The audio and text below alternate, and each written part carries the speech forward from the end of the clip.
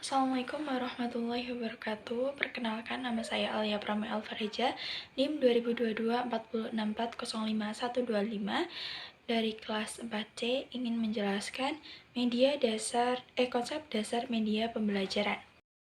Baiklah, saya akan menjelaskan gambar yang terdapat di samping. Nah, gambar di samping itu terdapat sender dan resender. Sender itu adalah orang yang menyampaikan pesan, sedangkan resender adalah orang yang menerima pesan atau informasi. Dalam resender itu kan terdapat dia kan mau mengirimkan pesan, itu dinamakan encoding, yaitu cara menyampaikan pesan. Nah, dari sender ke resender itu menghasilkan pesan yang dikirim untuk resender. Nah, resender itu kan orang yang menerima pesan tuh. Jadi dia diterima yang dinamakan decoding, yaitu proses penerimaan pesan.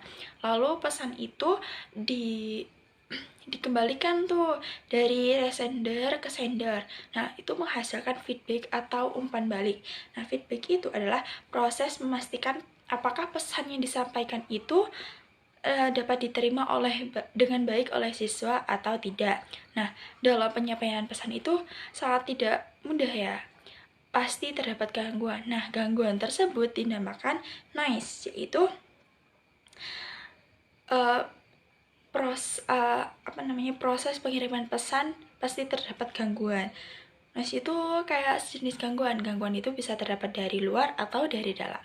Selanjutnya, media merupakan jamak dari medium, yaitu alat untuk menghubungkan pesan antara sender dan resender. Nah, di dalam pesan tersebut itu ada sebuah data. Data itu adalah potongan-potongan informasi.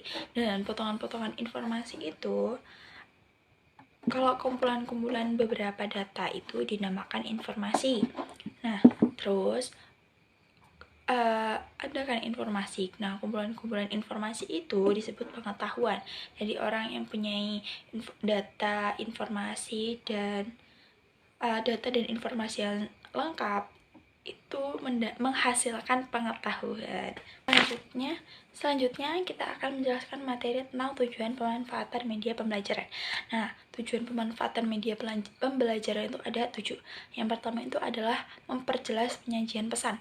Nah, jika kita mengandalkan media, pastikan cara penyampaian pesan itu udah secara lengkap dan mudah dipahami oleh siswa. Nah, yang kedua adalah mengatasi keterbatasan ruang waktu daya indera. Nah, jika kita menjelaskan secara terus-menerus, mesti kan siswa itu bosan. Terus habis itu ada kan waktu yang sangat mepet, misal 2 jam, tapi kita belum selesai materi pembahasan itu, jadi ya 2 jam itu kan kurang tuh. Jadinya bisa kalau misalnya diberikan media, bisa lah dia mempelajarinya lewat HP itu, dikirimkan materi oleh guru kepada siswa gitu. Nah, yang ketiga itu adalah menarik minat peserta didik dalam proses pembelajaran. Nah, dalam misal kita menggunakan media pembelajaran. Media pembelajaran itu kan banyak macamnya tuh. Ada yang buku bervariatif atau kita menggunakan media pembelajaran berbasis IT, teknologi gitu. Jadi kalau misalnya pembelajaran yang kita sampaikan itu menarik, maka menarik minat peserta didik dalam membaca. Terus dia juga akan cepat menanggapi apa yang kita ucapkan jika pembelajaran itu menarik.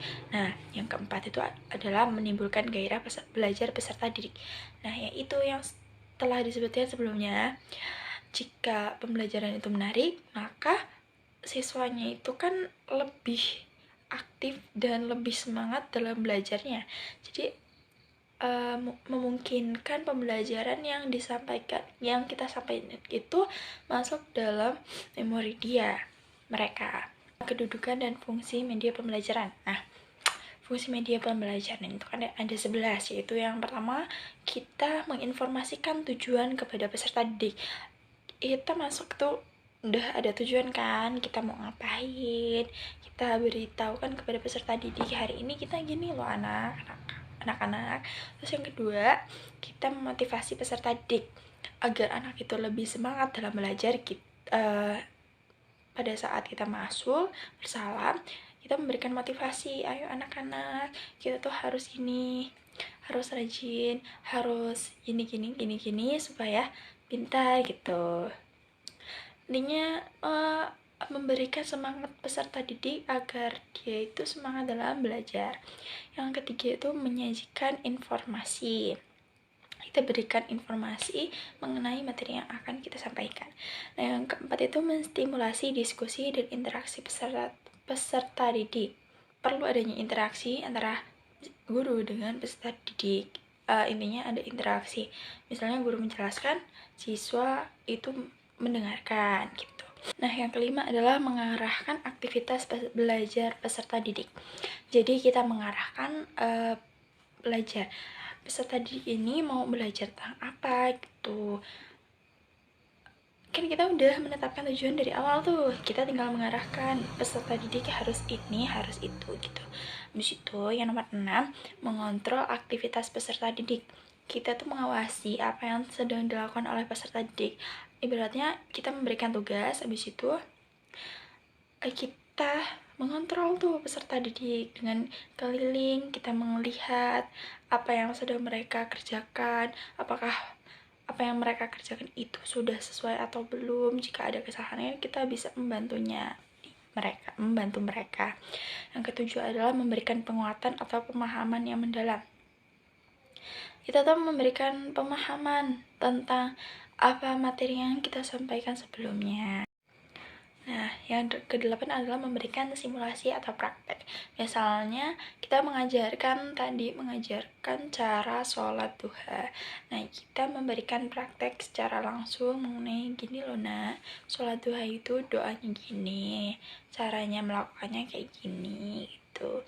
Yang ke-9 adalah melakukan penilaian. Kita melakukan penilaian apa yang telah mereka praktekkan. Terus yang ke-10 administrasi, dan yang ke-11 penelitian dan pengembangan. Ada 9 peristiwa pembelajaran. Yang pertama adalah gain attention, yaitu mendapatkan perhatian. Nah, yang kedua adalah inform, learn of objective, yaitu menginformasikan tujuan pembelajaran kepada peserta didik. Nah, kan tadi kita udah menginformasikan kepada peserta didik untuk memperhatikan kita di depan.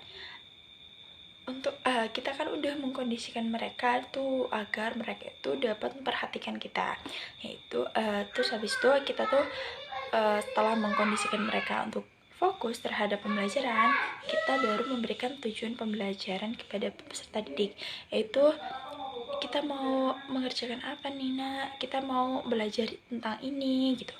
Yang ketiga ada prior learning, yaitu mengulas kembali materi yang sebelumnya. Misalnya kemarin kita telah membahas tentang tumbuhan itu berkembang biak secara apa, kita menjelaskan kembali seperti kita memberikan pertanyaan mengenai materi yang sebelumnya. Nah, yang keempat itu adalah present context, yaitu menjelaskan materi. Misalnya kita akan menjelaskan materi mengenai pola hidup rukun dalam bermasyarakat. Kita kan menjelaskan materi cara hidup bermasyarakat itu seperti apa gitu. Nah, yang ke-5 provide guidance, yaitu memberikan petunjuk. Gini loh nak, caranya agar sopan terhadap orang lebih tua gitu, gini. Terus jagalah kebersihan itu juga membantu masyarakat ketika sedang diadakannya gotong royong. Yang ke-6 itu adalah praktis, yaitu latihan. Kita mencontohkan kepada peserta didik itu begini nih, misalnya kita langsung memberikan latihan sedikit-sedikit, bukan latihan untuk mengetes mereka, tapi latihan coba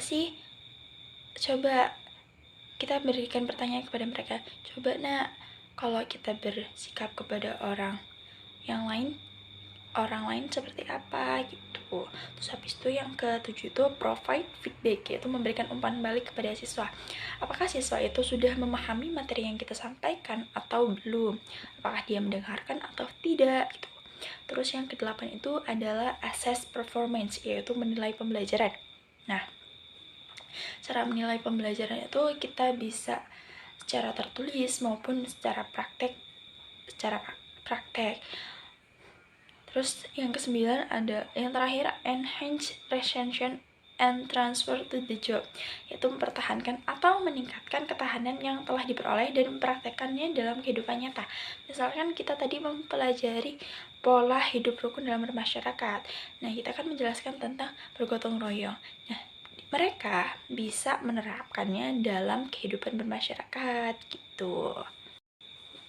Berikut adalah materi terakhir yang telah saya sampaikan. Mohon maaf ya Pak bila terdapat kesalahan, karena saya masih manusia biasa yang banyak salahnya. Mohon maaf Pak. Saya akhiri. Wassalamualaikum warahmatullahi wabarakatuh.